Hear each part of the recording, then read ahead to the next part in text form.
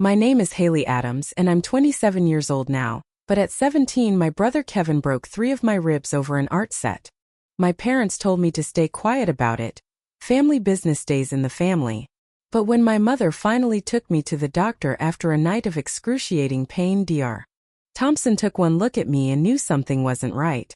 She became the first adult who ever stood up for me, and her refusal to stay silent changed the entire course of my life. Before I share how a doctor's courage changed my life, let me know where you're watching from. Hit that subscribe button if you've ever felt silenced by the people who should protect you. Growing up in suburban Colorado, our family looked perfect from the outside. We lived in a beautiful 2-story house with a perfectly manicured lawn. My father, James, made sure the exterior was always immaculate, a reflection of how he wanted our family to be perceived. He was a successful investment banker who provided well financially but expected absolute control in return. His business suit was like armor, and behind closed doors, his charming public persona fell away to reveal a man whose approval was impossible to earn. My mother, Diana, was the consummate banker's wife, always dressed impeccably, active in community organizations, and skilled at maintaining our family's flawless image. She hosted dinner parties where she'd proudly parade my brother and me before guests, her hand squeezing our shoulders just tight enough to warn against saying anything that might crack the perfect family facade. The Adamses are just wonderful people, neighbors would say. Such well-behaved children. If only they had seen what happened when the front door closed. Kevin was 4 years older than me, and had been my parents' golden child from the moment he was born. He was handsome, athletic, and charismatic, the perfect son on paper.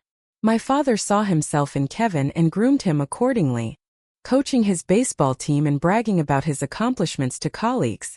Kevin learned early that he was special, entitled to whatever he wanted, including my belongings, my space, and eventually my safety. I was the afterthought child, the one who complicated family plans, whose artistic interests were dismissed as impractical hobbies. Where Kevin received praise for assertiveness, I was labeled difficult for asking questions. Where he was competitive, I was too sensitive when I complained about his behavior. The first time Kevin hurt me intentionally, I was 8 and he was 12. He pushed me off the backyard swing set because he wanted a turn. I broke my wrist in the fall. My parents took me to the hospital, of course.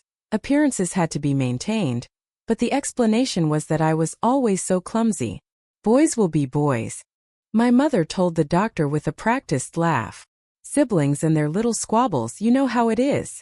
On the drive home, my father lectured me about being more careful and not bothering my brother when he was trying to play.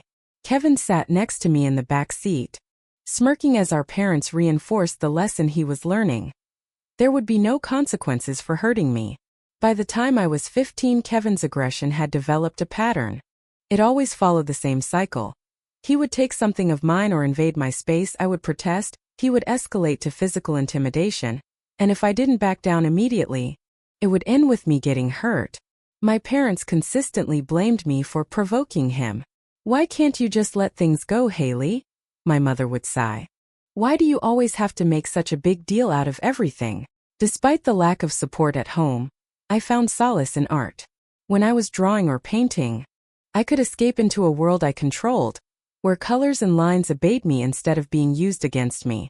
My art teacher, Mrs. Calloway, was the first person to recognize my talent, encouraging me to apply to art programs for college. Those dreams became my secret lifeline, something to hold on to when home felt unbearable. I also had one true friend, Megan, who knew some of what happened at home. I never told her the worst of it, partly out of shame, partly out of fear that saying it aloud would make it more real. But she noticed the bruises sometimes, and unlike everyone else, she didn't pretend to believe my flimsy explanations. "You can always come to my house," she'd offer, but I rarely took her up on it.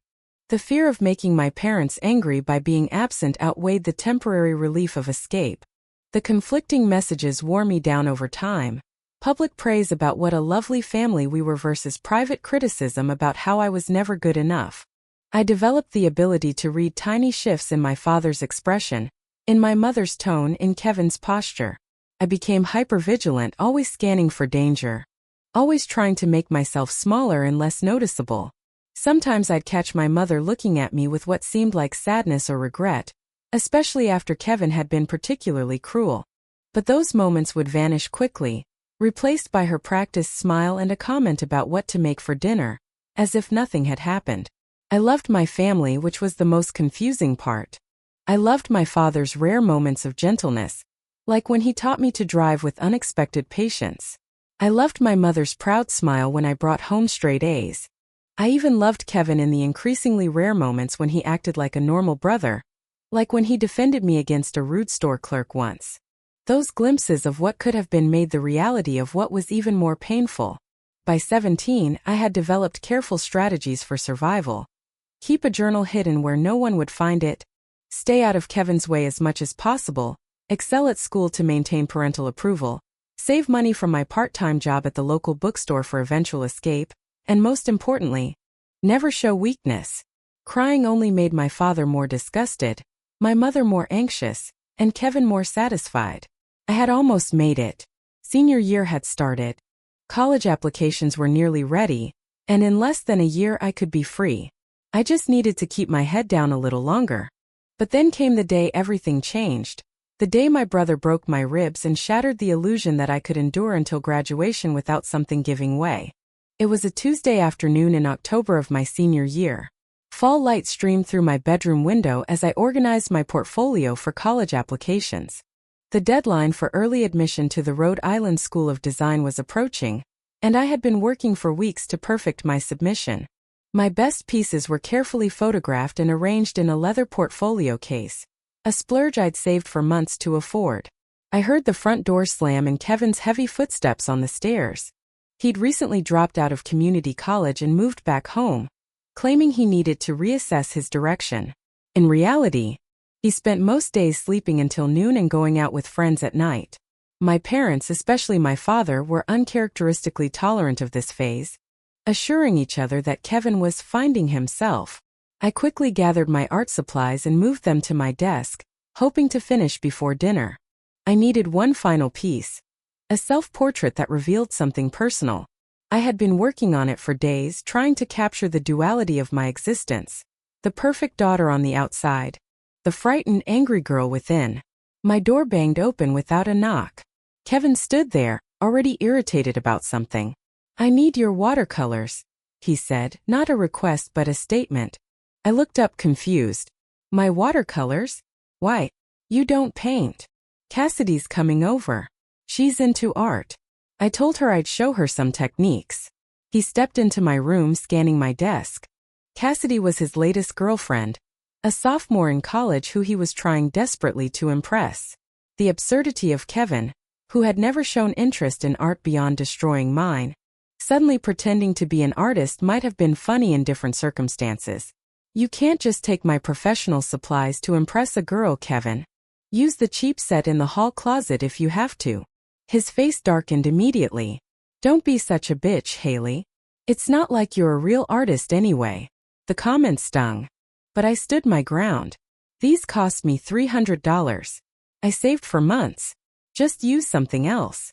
Kevin stepped closer, towering over me. 21. He had our father's build, tall and broad-shouldered. I instinctively backed up against my desk. "What's your problem? Always so selfish," he growled, reaching past me to grab my wooden case of Winsor & Newton watercolors. I don't know what made me brave or foolish enough to grab his wrist. Maybe it was the culmination of years of having my boundaries violated, or maybe it was the importance of those particular supplies for my future. Whatever the reason, I held on to his arm. "No, Kevin, not these. I need them for my college application." His expression changed from annoyance to something darker, something I recognized from childhood incidents that had left me bruised and terrified. Time seemed to slow as I saw his free hand clench into a fist. "Let go of me," he said, his voice deceptively quiet. I released his wrist immediately, but it was too late. The switch had flipped. He shoved me hard, sending me stumbling backward.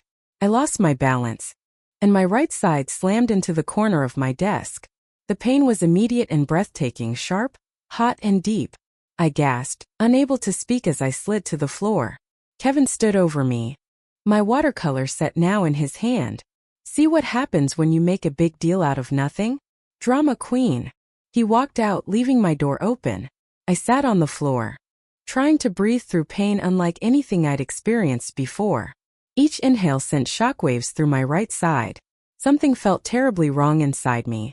I heard the garage door open downstairs, my parents arriving home from work. Slowly, using the desk for support, I pulled myself up, wrapping my arm protectively around my ribcage. Walking felt like being stabbed repeatedly. I made it to the hallway just as my mother was coming up the stairs. "Mom," I managed, "I need help." Kevin pushed me into my desk. "And I think something's really wrong." My mother's expression shifted from surprise to immediate damage control. "What did you do to provoke him this time, Haley?" "I didn't." I started, but was interrupted by a wave of pain so intense that tears sprang to my eyes. My father appeared behind her. "What's going on?" "We have the Mitchells coming for dinner in an hour. Haley says Kevin pushed her," my mother explained, her tone conveying her skepticism. My father's face hardened. "Why do you always provoke him? Can't we have one peaceful evening without your drama?" I stood there, hunched over in pain, realizing with stunning clarity that their dinner plans ranked higher than my physical well-being. In that moment, something broke inside me that was far more significant than ribs. Kevin emerged from his room, hearing the commotion. "She tried to hit me because I borrowed her art stuff." He lied effortlessly. "I just defended myself." "That's not true," I gasped, but no one was listening. "Both of you, enough," my father commanded. "Kevin, return whatever you took. Haley, go clean yourself up for dinner. The Mitchells will be here soon, and I expect everyone to behave appropriately." My mother glanced at me with what might have been concern. "Can you manage to get ready?" I nodded automatically, the response of years of conditioning to minimize my needs. They all dispersed. My parents to prepare for their guests. Kevin to his room with my watercolors still in hand. Dinner was excruciating. I sat as straight as possible, each breath careful and shallow. The Mitchells complimented my mother's roast while I pushed food around my plate, unable to eat through the pain. My father told stories about Kevin's baseball scholarship offers from years ago, while Kevin played his role as the charming son. No one seemed to notice or care that I barely spoke. After the guests left, Kevin approached me in the kitchen where I was slowly loading the dishwasher, each movement agony. "Sorry about earlier," he said, not sounding sorry at all. "You were being annoying. But I didn't mean to push you that hard." My mother, overhearing, nodded with satisfaction. "There," he apologized. "Let's put this behind us." I went to bed early, arranging pillows to try to find a position that didn't hurt. Sleep was impossible. The pain grew worse through the night, and by morning, I couldn't take a deep breath without feeling like I was being stabbed. Getting out of bed required tremendous effort, and when I looked in the mirror, I saw bruising spreading across my right side.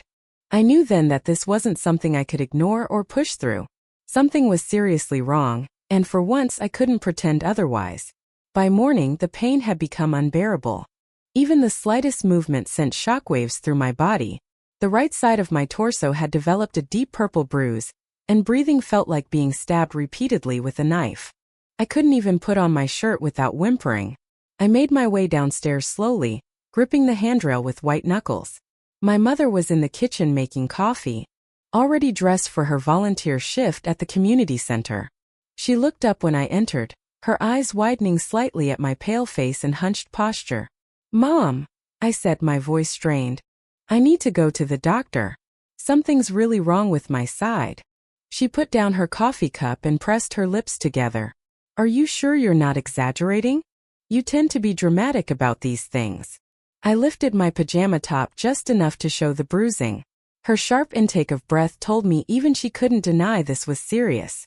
"Your father has meetings all day," she said, glancing at the clock. "I suppose I could reschedule my committee meeting." "Please," I whispered, fighting back tears that would only reinforce her perception of me as overly emotional. She sighed, picking up her phone. "I'll call Dr. Thompson's office. She might be able to fit you in this morning." As she made the appointment, I eased myself into a kitchen chair, careful not to twist my torso.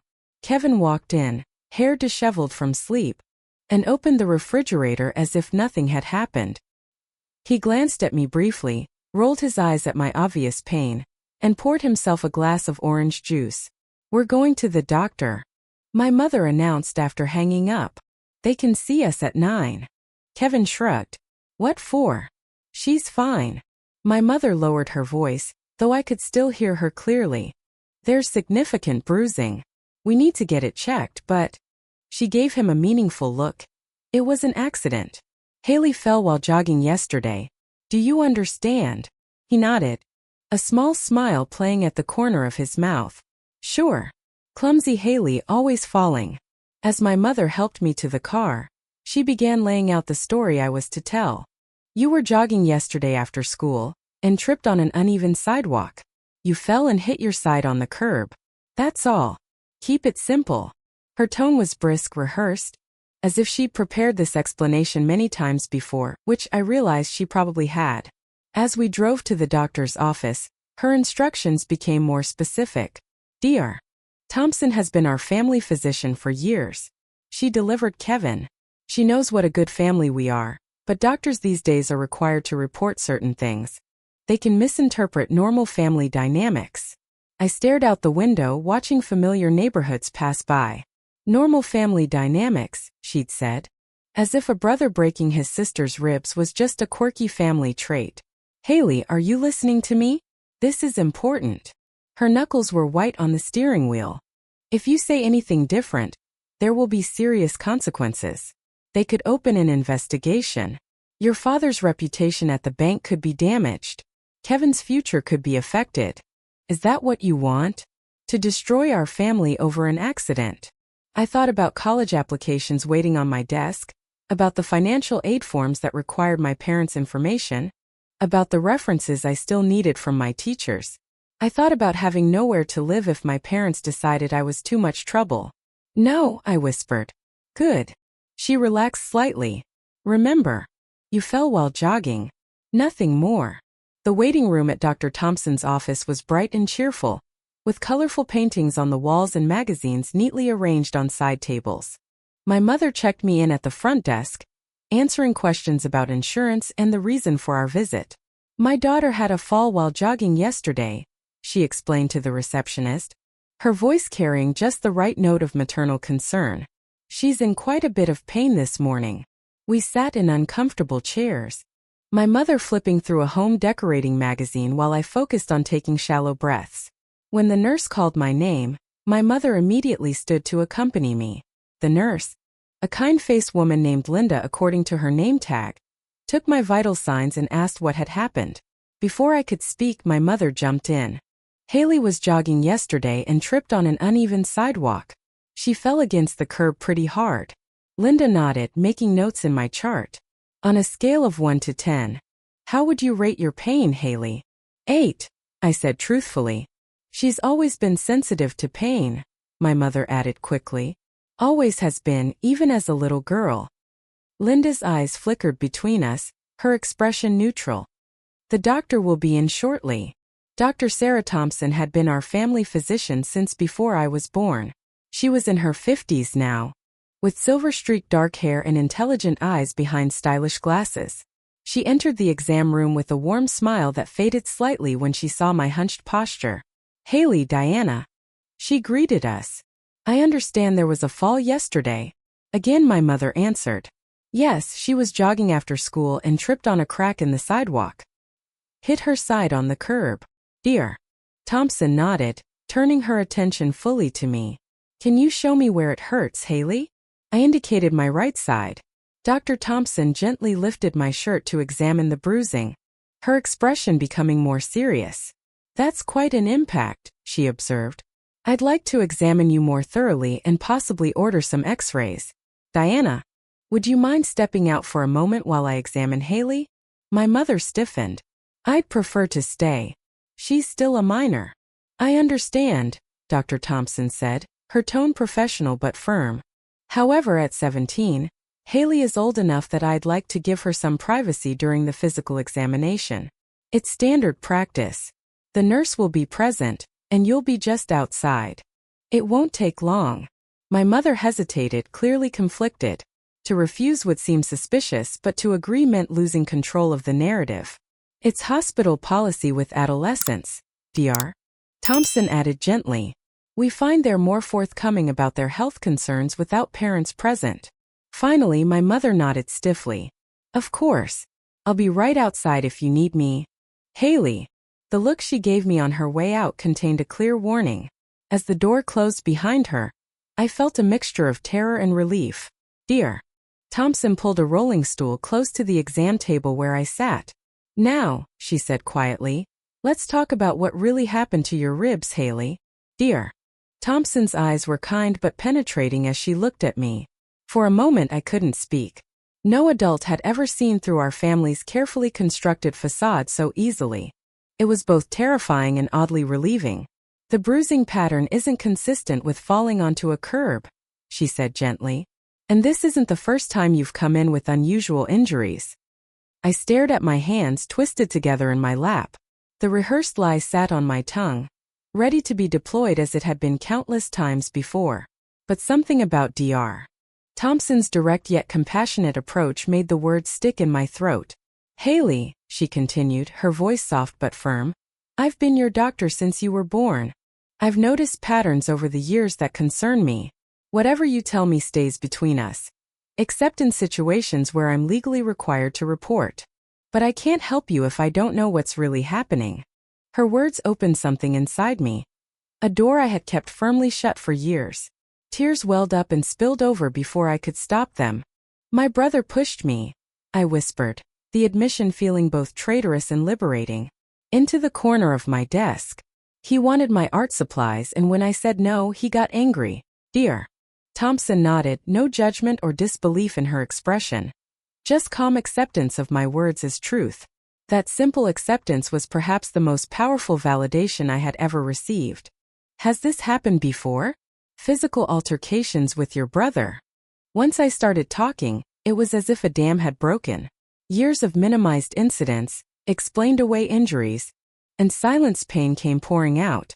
I told her about the accidental shove down the stairs when I was 10 that resulted in a sprained ankle. The time Kevin had slammed my hand in the door when I was 13, breaking 2 fingers that my parents insisted I must have jammed in the door myself. The countless bruises from being grabbed, pushed or thrown into walls that never warranted medical attention. And your parents? Dr. Thompson asked carefully. Do they know what's happening? They always say I provoke him, I explained, wiping at tears. That I should know better than to upset him. They tell me to stay out of his way. As I spoke, Dr. Thompson examined my ribs with gentle, practiced hands. Her touch was clinical but somehow comforting. The touch of someone who wanted to heal, not harm. I need to order x-rays, she said after completing her examination. Based on the location and severity of the pain, I suspect you have multiple fractured ribs. I'll have the nurse take you to radiology, and we'll get those done right away. The x-rays confirmed Dr. Thompson's suspicion. 3 broken ribs on my right side. When she showed me the images, pointing out the clear fracture lines, I felt an odd sense of validation. Here was concrete proof that what happened to me was real and serious. Not an exaggeration, not me being too sensitive. Haley, Dr. Thompson said after explaining the x-ray results, I need to be very clear about something. What's happening in your home isn't normal, and it isn't your fault. As a doctor, I'm what's called a mandatory reporter. That means I'm legally required to report suspected abuse of minors to the appropriate authorities. My heart raced with sudden panic. No, please, you can't. They'll never forgive me. I'll have nowhere to go. I understand your fear, she said, her voice steady and reassuring. But there are resources and support systems in place specifically for situations like yours. You don't have to go through this alone anymore. Dr. Thompson explained that she would be contacting a social worker who specialized in cases involving adolescents. She assured me that the goal wouldn't be to punish my family, but to ensure my safety and help all of us find healthier ways to interact. What will happen to me? Asked, terrified of the unknown future suddenly opening before me. The social worker will assess the situation and determine the safest immediate arrangement. That might mean staying temporarily with another family member, or in another safe setting while your family works through this. The thought of leaving home despite everything was overwhelming. For all its dysfunction, it was the only life I knew. Can I still go to college next year? I asked, suddenly remembering my carefully laid plans. Dr. Thompson smiled gently. This doesn't have to derail your future, Haley.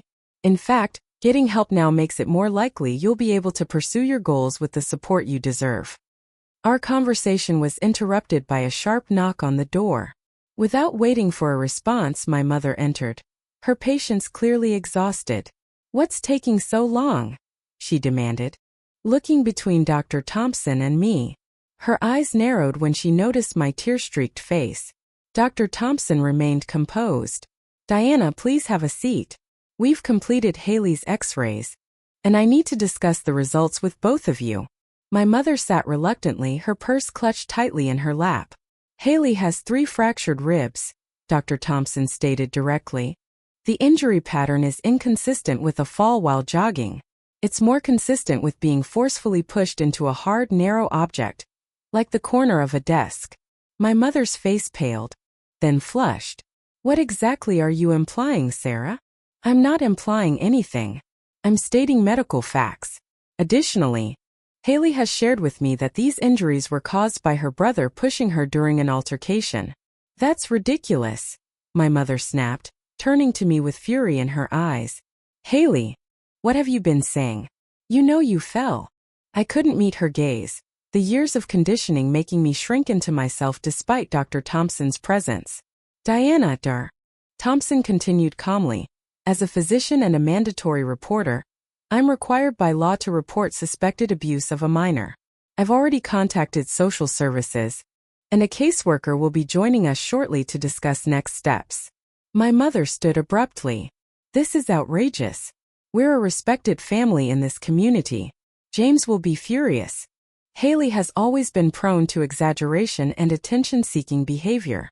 She's jealous of her brother and makes up stories to get him in trouble. The x-rays don't lie, Dr. Thompson replied, her voice firm but not unkind. 3 broken ribs require significant force. As if on cue, there was another knock at the door. A woman in her 30s with a kind face and professional attire entered, introducing herself as Melissa Parker from Child Protective Services. My mother's attempts to control the narrative intensified. She described me as emotionally unstable, always dramatic, and constantly seeking attention. She insisted that our family was perfectly normal, and that I was manipulating the situation to avoid consequences for my own clumsiness. Through it all, Dr. Thompson sat beside me, her presence steady and reassuring. When my mother claimed I had a history of self-injury to gain attention, Dr. Thompson calmly referenced my medical records, pointing out that there was no documentation of such behavior. What I do see, she said, is a pattern of injuries over years that, viewed collectively, raise serious concerns. Parker explained the process moving forward. An investigation would be opened, interviews conducted with all family members, and a determination made about the safest arrangement for me in the immediate future. This is a supportive intervention, Mrs. Adams, she explained. The goal is to ensure Haley's safety and help your family develop healthier dynamics. My mother's anger had transformed into a cold, calculated demeanor I recognized all too well. When James hears about this, she said quietly, there will be consequences for everyone involved. Despite her threat, for the first time in my life, I felt a glimmer of hope that things might actually change. As terrifying as the unknown future seemed, Thompson's intervention had created a crack in the wall of silence that had imprisoned me for years. Light was finally breaking through. The next 48 hours passed in a blur of interviews, paperwork, and tearful phone calls. Child Protective Services determined that I couldn't safely return home while the investigation was ongoing. My mother called everyone she could think of, family, friends, church members, even my school principal, trying to rally support for their version of events. My father threatened to sue Dr. Thompson for what he called reckless accusations and interference in private family matters. Through it all, Ms. Parker remained calm and professional, explaining that the priority was my physical safety while the investigation proceeded. After several phone calls, arrangements were made for me to stay with my mother's sister, Aunt Susan, who lived about 30 minutes away in a neighboring suburb. I hadn't seen much of Aunt Susan in recent years. My mother had always described her as flighty and unreliable, and family gatherings often featured tense interactions between the sisters. Now I wondered if their estrangement had less to do with Aunt Susan's supposed character flaws, and more to do with what she might have witnessed in our family. When Aunt Susan picked me up from the hospital where my ribs had been properly bandaged, her normally cheerful face was serious. "I'm so sorry, Haley," she said as we drove to her house. "I should have asked more questions years ago." The revelation that Aunt Susan had suspected something wasn't right in our household, but hadn't intervened, was both vindicating and painful. It meant I hadn't imagined the dysfunction, but it also meant another adult had failed to protect me. "I tried talking to Diana once," she admitted, hands tight on the steering wheel. "After I saw Kevin push you at that family barbecue when you were maybe 12. She got so defensive, accused me of trying to undermine her parenting. After that, the invitations to family events became scarce. I should have pushed harder." "It's not your fault," I said automatically, the response ingrained after years of taking responsibility for others' feelings. Aunt Susan glanced at me, her eyes sad. "That's very generous of you, but adults are supposed to protect children. I failed you and I'm sorry." Living with Aunt Susan was like stepping into an alternate universe. Her small 3-bedroom house was cluttered but warm, with mismatched furniture and walls covered in colorful artwork. She worked as a high school art teacher, and her home reflected her creative spirit. There were no rigid rules about where things belonged or how to behave at the dinner table. She didn't criticize my clothing choices or monitor my expressions for signs of attitude. The most striking difference was the silence. Not the tense, walking on eggshells silence of my parents' house, but the peaceful absence of constant criticism and conflict. I could breathe freely, both literally as my ribs began to heal and figuratively as the weight of hypervigilance gradually lifted. Back at school, rumors spread quickly. I had missed a week of classes, and in a small town, people noticed. My mother had apparently told her friends that I was going through a difficult phase, and had made some serious accusations after a minor accident. Those friends had teenage children who attended my school, and whispers followed me through the hallways. Some friends disappeared immediately, unwilling to be associated with such scandal.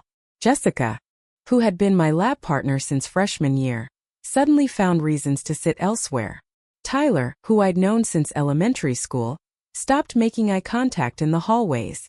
But others surprised me with their support.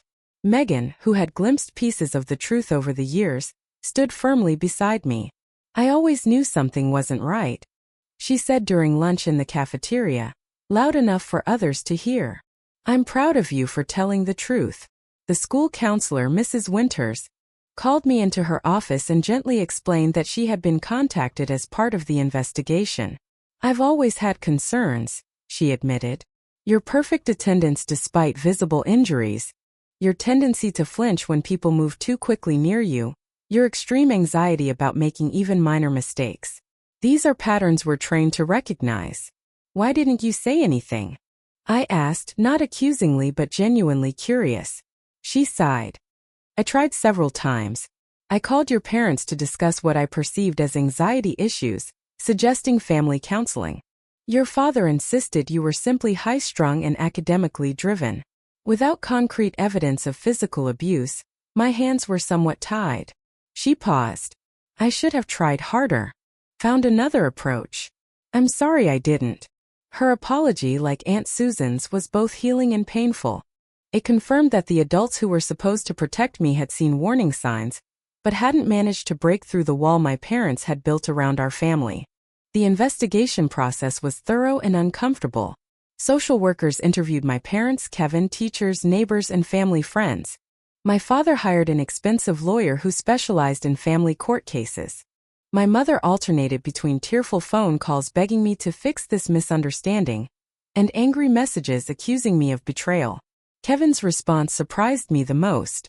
When interviewed by investigators, he admitted to pushing me but claimed he didn't mean to hurt me that badly.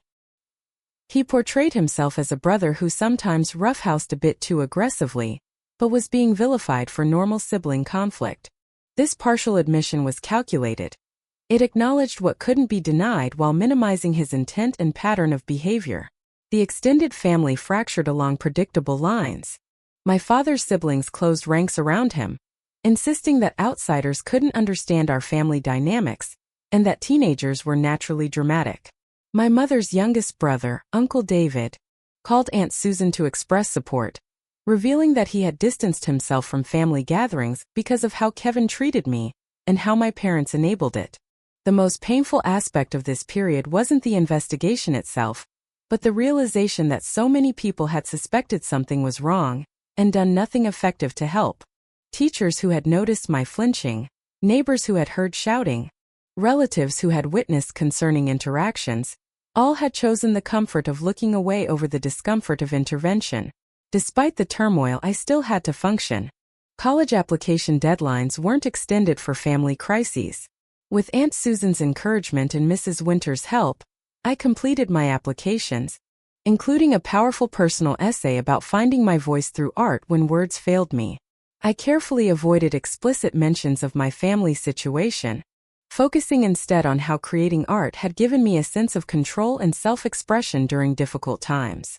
My nightmares intensified during this period. Dreams where I was trapped in our house while the walls closed in, where I screamed but no sound emerged, where Kevin pushed me and I fell endlessly. Aunt Susan found me one night sitting on the bathroom floor at 3 a.m., unable to catch my breath during a panic attack. "This is normal," she assured me, sitting beside me on the cold tile. "Your body and mind are processing trauma you've been suppressing for years. It feels worse right now because you're finally safe enough to feel it." I started seeing a therapist, Dr. Levine, who specialized in adolescent trauma. In those sessions, I began the painful process of recognizing that what I had experienced wasn't normal family conflict, but systematic abuse. Dear Levine helped me understand that the guilt I felt for betraying my family was a conditioned response, not a reflection of reality. "You didn't break your family," she told me during one particularly difficult session. "You simply stopped pretending it wasn't already broken." As my senior year continued and graduation approached, the investigation concluded with a court hearing. The judge ordered family therapy as a requirement for any potential reunification. Kevin was required to attend anger management classes.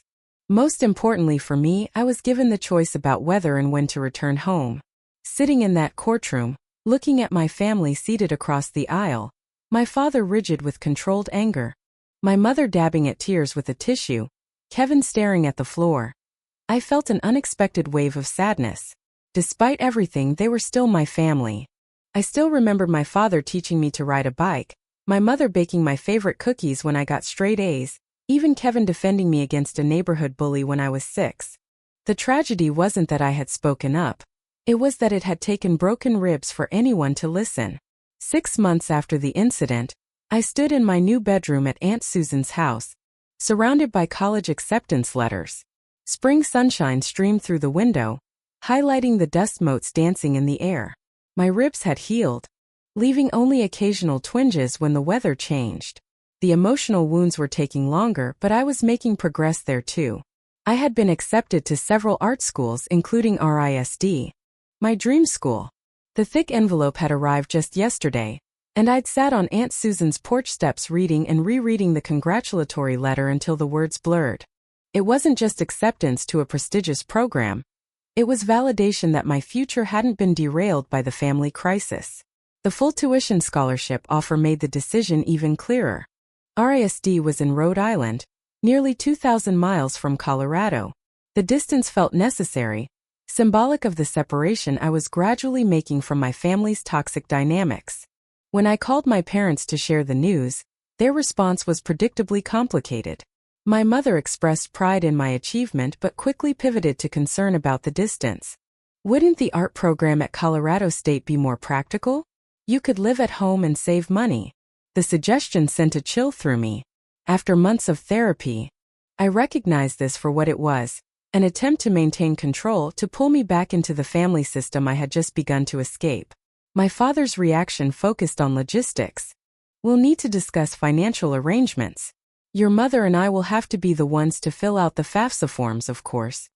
This was the newest strategy, using financial leverage to maintain their influence.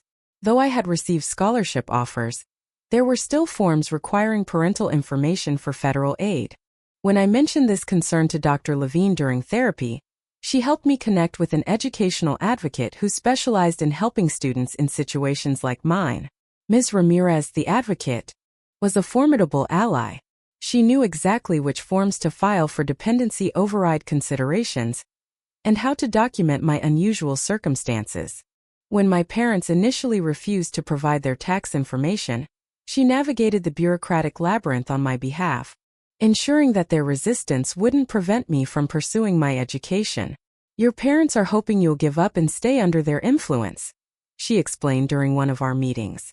They're counting on you not knowing your options. But I was learning. Each small victory, securing financial aid without parental cooperation, arranging summer housing through the university, finding a part-time job at the campus bookstore that would start in September, built my confidence that I could create a life on my own terms. My first weeks at RISD that fall were both terrifying and exhilarating. The campus buzzed with creative energy, students from across the country and around the world converging with portfolios and dreams. My roommate Jade was a sculpture major from Seattle with bright blue hair and an infectious laugh. She didn't know my history, didn't see me as that girl with the family issues. To her, I was just Haley, a talented painter from Colorado. That fresh start was intoxicating. For the first time, I could define myself rather than being defined by family expectations and limitations.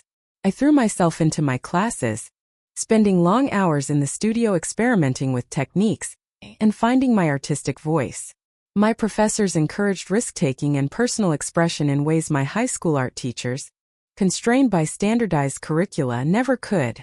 Professor Rivera, my drawing instructor, was the first to notice themes emerging in my work: fragmented figures, barriers between subjects, contrasts between public facades and private realities. During a portfolio review, she asked gentle but probing questions about the emotional landscape behind my imagery. Your technical skills are excellent, she observed, studying a particularly intense self-portrait. But what makes your work compelling is its emotional authenticity. You're not just representing what things look like, you're expressing how they feel. Her words unlocked something in me.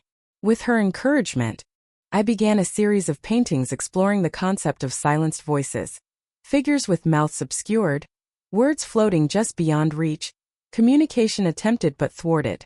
The work became my senior thesis project, earning recognition at the department's exhibition. Meanwhile, my relationship with my family evolved in complex ways. My mother called weekly, our conversations a strange dance of superficial updates and careful avoidance of deeper issues. She would ask about classes and weather, but never about my emotional well-being or the ongoing family therapy sessions she and my father attended back in Colorado. Everyone misses you, she would say, as if my absence were a temporary condition rather than a necessary boundary. My father's communication was primarily through emails about financial matters, tuition payments, tax forms, insurance coverage. Occasionally, he would add a stiff line about being proud of my academic achievements, but there was never acknowledgement of why I had needed to put 2,000 miles between us. Kevin's attempts at contact surprised me the most. Shortly before Thanksgiving of my freshman year, I received an email from him that stopped me cold. "I've been in therapy," he wrote. "My anger management coach is having me look at patterns of behavior and their impacts. I know I hurt you physically and emotionally for years. I can't change that, but I want you to know I'm sorry. Really sorry. Not just for your ribs but for all of it. I understand if you don't want to respond." I stared at those words for hours trying to process them. Part of me wanted to dismiss the apology as another manipulation, but something in the awkward phrasing felt genuine, like someone trying to express a difficult truth without their usual script. I showed the email to Dr. Levine during our weekly video therapy session. "What do you want to do with this?" she asked after I'd read it aloud. "I don't know," I admitted. "Part of me wants to ignore it. Part of me is curious if he's really changing." "Those are both valid responses," she assured me. "You don't have to decide immediately. And whatever you decide doesn't have to be permanent. You can respond now and set boundaries later, or not respond now and open communication in the future." After much consideration, I sent a brief reply. Thank you for your apology. I'm still processing everything that happened and need space to do that. I'm glad you're getting help. It wasn't forgiveness exactly, but it was an acknowledgement, a small opening in a door I had firmly closed. That Thanksgiving, I declined my parents' invitation to come home, choosing instead to spend the holiday with Aunt Susan, who flew out to visit me. We cooked a small turkey in my dorm's communal kitchen, invited Jade and 2 other students who couldn't travel home, and created a new tradition of sharing art projects inspired by gratitude. As my freshman year progressed, I began to recognize how my hypervigilance and people-pleasing tendencies, survival strategies in my family, were affecting my new relationships. I found myself apologizing constantly, flinching at raised voices, and agreeing to plans I didn't want to participate in just to avoid conflict. A psychology course I took as an elective helped me understand these patterns intellectually, while therapy gave me practical tools to change them. Slowly, I learned to state my preferences directly, to trust that disagreement wouldn't lead to abandonment or violence, to recognize the difference between healthy compromise and self-erasure. In the spring semester, I met Michael in a color theory class. He was a graphic design major with a quiet intensity and thoughtful approach to his work. Our friendship developed gradually through coffee after class, collaborative projects, and long conversations about art and philosophy. When he eventually asked me on a date, I was both excited and terrified. I should tell you, I said during that first dinner together, I'm still working through some family stuff. I might need to take things slowly. His response was simple but profound. Everyone has history, Haley. We can move at whatever pace works for you. That respect for boundaries was unfamiliar and deeply attractive. As our relationship developed, Michael demonstrated consistently that my comfort and consent mattered to him. He never pressured, never used emotional manipulation to get his way, never made me feel that his affection was conditional on my compliance. These shouldn't have been remarkable qualities, but against the backdrop of my family experience they were revolutionary. By the end of my freshman year, I had built the foundation of a new life. Academically successful, creatively fulfilled, with genuine friendships and a promising relationship. The nightmares had become less frequent, the panic attacks rare. I was learning that safety, once experienced, could become a new normal rather than a temporary reprieve.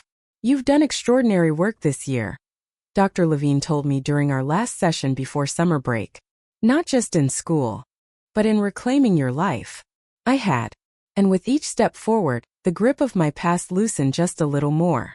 3 years later, I stood in the university gallery surrounded by my senior thesis exhibition, a series of large-scale paintings exploring themes of voice, silence, and transformation. The culmination of 4 years of artistic development and personal healing hung on pristine white walls, illuminated by carefully positioned spotlights. My work had evolved significantly since those first fragmented figures of freshman year. The newer pieces incorporated text and three-dimensional elements, creating layered narratives about breaking silence and reclaiming personal power.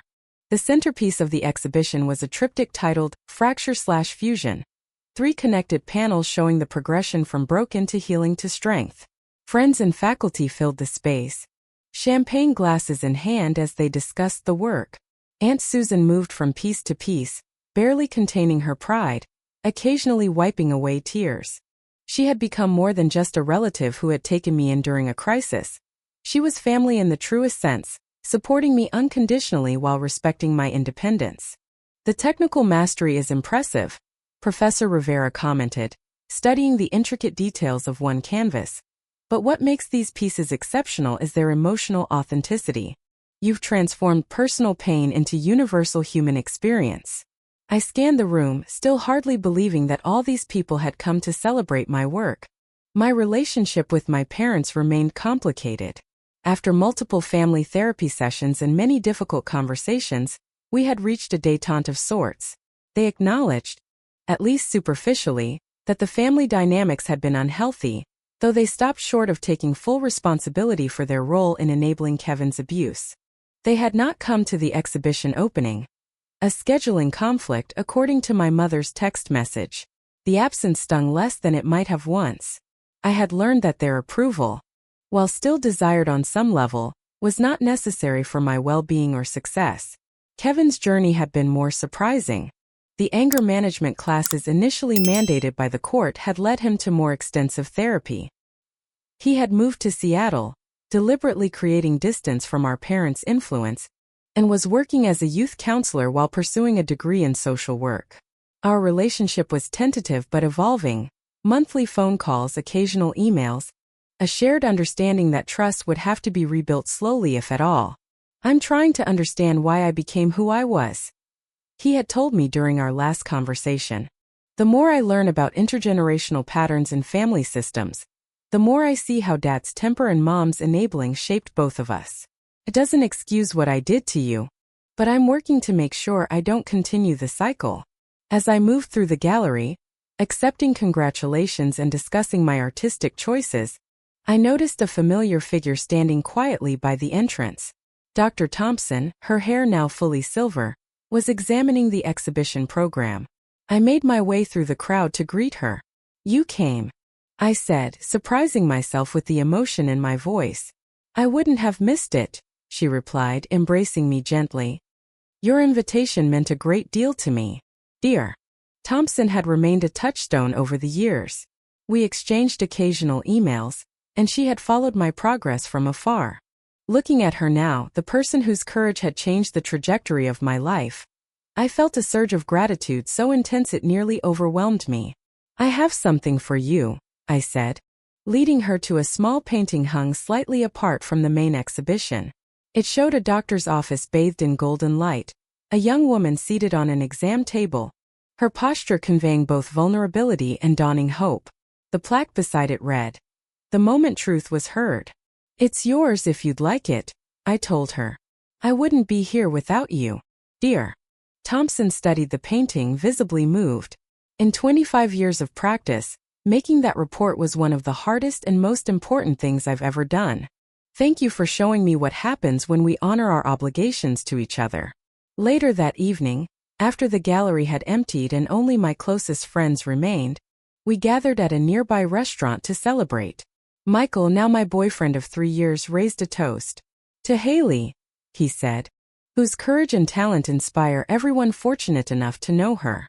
As glasses clinked around the table, I reflected on the journey from that terrified 17-year-old with broken ribs to the woman I had become. The healing hadn't been linear. There were still days when old fears resurfaced, when criticism triggered disproportionate shame, when loud voices made me flinch. But those reactions had become less frequent, less intense, more manageable. I had learned that healing doesn't mean erasing the past or pretending the pain never happened. It means integrating those experiences into a larger narrative, one where trauma is part of the story but not its conclusion. The next morning, I woke early to finish packing for the Thanksgiving break. Michael and I were joining Aunt Susan, her new husband Robert, and a collection of friends for what had become our annual chosen family celebration. This year was particularly special. I had received news the previous week that my MFA application to Yale had been accepted with a full scholarship. As I packed, my phone buzzed with a text from my mother. "Proud of your exhibition success. Dad and I are trying to understand your art better.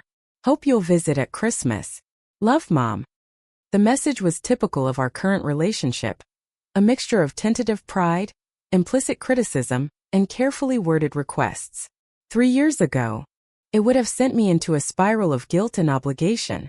Now I could appreciate the effort while maintaining my boundaries. I texted back, "Thanks. Still finalizing Christmas plans. Will let you know. Love, Haley." At Aunt Susan's house that evening, seated around a table filled with food and surrounded by people who loved me without conditions, I thought about the strange path that had led me here. Breaking 3 ribs had ultimately broken a dysfunctional family system wide open. That physical fracture had created space for emotional truths to emerge, painful but necessary for genuine healing. My thesis advisor had asked me once what I hoped people would take from my artwork. "I want them to see that breaking can be the beginning of something stronger," I'd told her. "That silence protects the wrong people. That healing isn't about going back to who you were before, but becoming someone new who carries the lessons forward." That evening, as we shared stories and laughter around Aunt Susan's table, I realized I was living the truth of those words. The broken girl with the fractured ribs had become a woman with a voice, with boundaries, with the courage to tell her story through art and life. When damage is acknowledged rather than denied, when truth is heard rather than silenced, when pain is faced rather than avoided, that's when real healing begins. My story wasn't over, but I was writing it now, one authentic brushstroke at a time. If you've ever felt silenced or unseen in your own pain, know that you deserve to be heard. Your truth matters, and there are people who will listen when you're ready to speak. I'd love to hear your stories of finding your voice after silence. Share them in the comments below. And if this resonated with you, please like this video and subscribe to my channel for more stories of healing and transformation. Remember, the first step to healing is breaking the silence, and you're never as alone as you might feel. Thank you for listening to my story, and I hope it gives you courage for your own journey.